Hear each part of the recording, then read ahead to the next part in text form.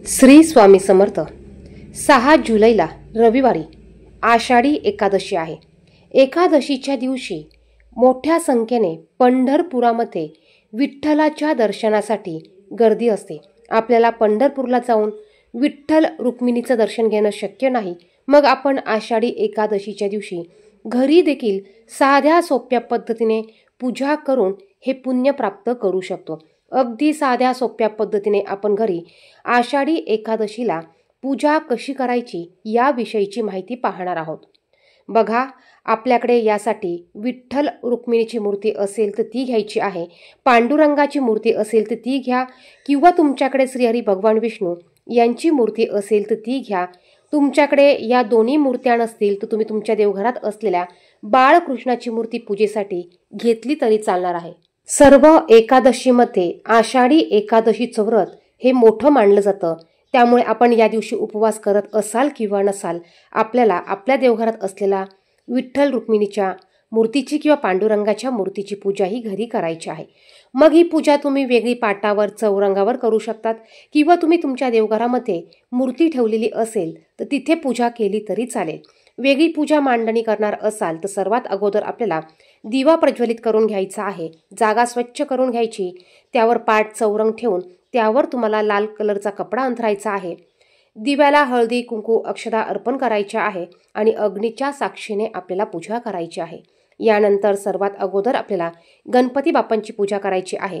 गणपती बाप्पांची मूर्ती असेल तर मूर्ती घ्या, किंवा तुमच्याकडे मूर्ती नसेल तर तुम्ही गणपतीचं प्रतीक म्हणून एक सुपारी घ्या।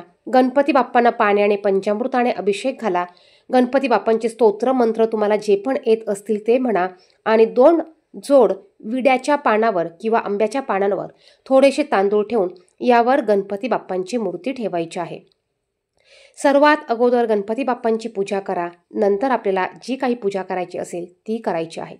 गणपती बाप्पांना आपल्याला हळदी कुंकू अक्षता, फुलं असतील तर फुलं, त्याचप्रमाणे गुळ खोबऱ्याचा नैवेद्य, किंवा तुम्हाला जास्वंदाचं फूल, दुर्वा असतील दुर्वा अर्पण करून घ्यायचे आहे। यानंतर आपल्याला धूप दीप ओवाळून घ्यायचा आहे। या ठिकाणी मी एक तेलाचा दिवा लावला आहे आणि निरंजनमध्ये तुपाची वात लावून घेतलेली आहे। अगदी साध्या सोप्या पद्धतीने आपण आपल्या पद्धतीने ही घरात पूजा करू शकतो, असं काही नाही मी अशी दाखवली म्हणून अशीच पूजा तुम्ही केली पाहिजे किंवा तशीच पूजा केली पाहिजे। फक्त काही नियम आपल्याला पाळायचे आहे। पूजा करत असताना आपल्याला स्तोत्र मंत्र येत नसेल तर आपण साधे मराठी स्तोत्र म्हणायचं आहे। नैवेद्यम समर्पयामी म्हणता येत नसेल तर हे गणपती बाप्पा मी तुम्हाला नैवेद्य दाखवत आहे, गणपती बाप्पा मी तुम्हाला फूल अर्पण करत आहे, गणपती बाप्पा मी तुम्हाला हळदी कुंकू लावत आहे, असे छोटे छोटे मंत्र म्हणत आपण ही पूजा करायची आहे।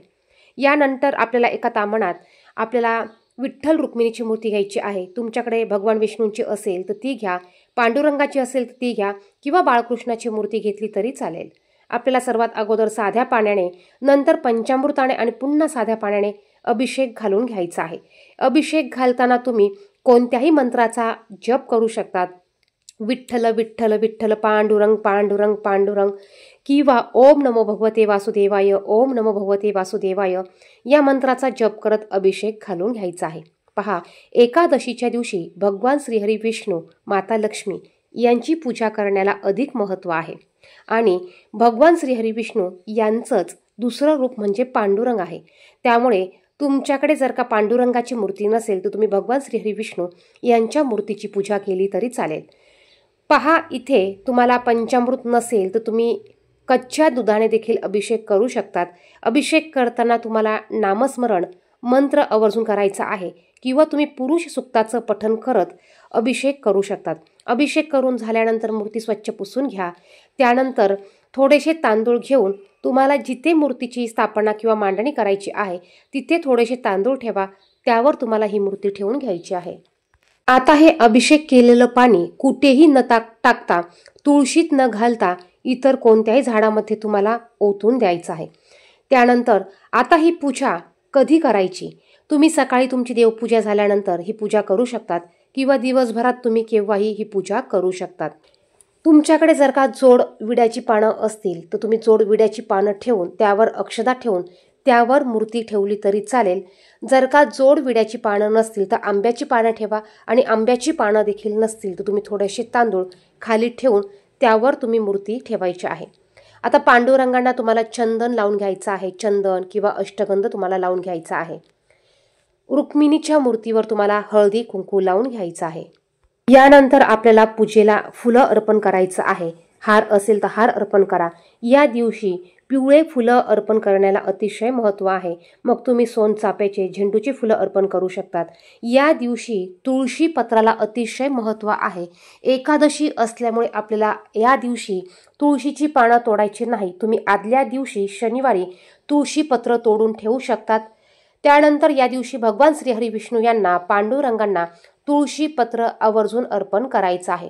बघा, तुमची इच्छा मनोमन व्यक्त करत या दिवशी तुम्ही भगवान श्रीहरी विष्णू, विठ्ठल रुक्मिणीच्या मूर्तीला तुळशी पत्र अर्पण करा। त्यानंतर आपल्याला प्रसाद ठेवायचा आहे, नैवेद्य ठेवायचा आहे। तुम्ही खडीसाखर, फळांचा प्रसाद किंवा तुम्ही दूध साखर काहीही तुम्ही प्रसाद म्हणून ठेवू शकतात। एका लोट्यात पाणी भरून ठेवा आणि त्यानंतर आपल्याला धूप दीप लावून घ्यायचा आहे। तर या पद्धतीने आपल्याला अगदी साध्या सोप्या पद्धतीने पूजा करून घ्यायची आहे। दिव्याने ओवाळून घ्यायचं आहे। सगळ्यात शेवटी आपल्याला पांडुरंगाची, विठ्ठलाची आरती म्हणून घ्यायची आहे। आता यानंतर या दिवशी आपल्याला काही सेवा करायच्या आहेत। सेवा तुम्ही दिवसभरात केव्हाही केल्या तरी चालतील। तुम्हाला गीतेचा 15वा अध्याय आणि 18वा अध्याय पठण करायचा आहे। एक वेळा पुरुष सूक्ताचं पठण करायचं आहे। एक वेळा विष्णू सहस्रनाम या स्तोत्राचं पठण करायचं आहे। तुम्ही या एकादशीच्या दिवशी 1000 तुळशीची पानं घेऊन तुमची इच्छा व्यक्त करून तुम्ही विष्णू सहस्रनामावली, ज्यात भगवान विष्णूंची 1000 नावं दिलेली आहेत, ती नावं बोलत तुम्ही एक एक तुळशीपत्र पांडुरंगांना, श्रीहरी भगवान विष्णू यांना किंवा बाळकृष्णाच्या मूर्तीला अर्पण करून तुमची इच्छा तुम्हाला व्यक्त करायची आहे।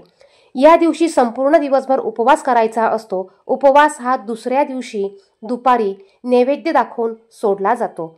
तसेच आपल्याला या दिवशी सकाळ संध्याकाळ आवर्जून माता तुळशीची पूजा करायची आहे। तुळशी मातेला हात न लावता लांबूनच हळदी कुंकू अर्पण करा। दोन्ही वेळेला शक्य झाल्यास शुद्ध गाईच्या तुपाचा दिवा लावा। व्हिडिओ आवडला तर व्हिडिओला लाईक करा, इतरांना शेअर करा। कमेंट बॉक्समध्ये श्री स्वामी समर्थ नक्की लिहा। धन्यवाद।